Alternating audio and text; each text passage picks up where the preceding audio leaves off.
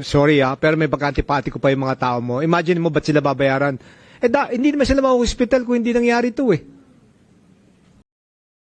Yan ang binitiwan ng chairperson na si Quezon City 3rd District Representative Franz Pumaren sa pagdinig kung saan tinalakay ang House Bills 3025 at 5753 na layong amyendahan ang Domestic Shipping Development Act at gawing mas moderno at mas mahigpit ang Philippine Maritime Industry Authority o MARINA. Layunin ng mga panukala na palakasin ang consumer protection at regulatory oversight habang pinananatili ang operational flexibility ng pribadong sektor. Kasabay nito muling binalikan sa pagdinig ang mga pahayag ng ilang mambabatas kaugnay ng trahedyang naganap noong January kung saan lumubog ang MV Tricia Kirsten 3 sa karagatan ng Basilan at kumitil ng buhay. Umani ng matinding reaksyon sa social media ang insidente, lalo na ang issue ng umano'y overloading, kakulangan sa safety compliance at pananagutan ng shipping company.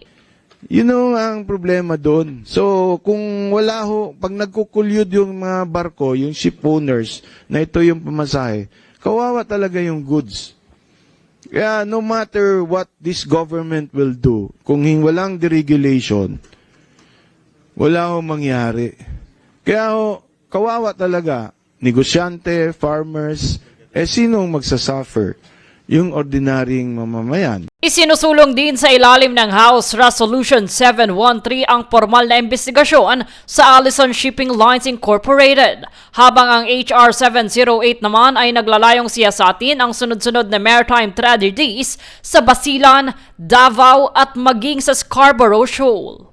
Sa social media, patuloy ang panawagan ng publiko para sa mas maigpit na parusa at mas transparent na proseso, lalo na sa pag-issue ng safety certificates at pag-aproba ng paglalayag ng mga lumang barko. Giniit din ng ilang kongresista na hindi lamang ito usapin ng regulasyon, kundi usapin ng buhay ng mga Pilipino na araw-araw umaasa sa sea travel bilang pangunahing transportasyon. Inaasahang magre-rekomenda ang komite ng mga konkretong reforma sa maritime laws upang masiguro ang kaligtasan sa dagat ay hindi lamang pangako kundi isang obligasyong sinusunod at pinananagutan.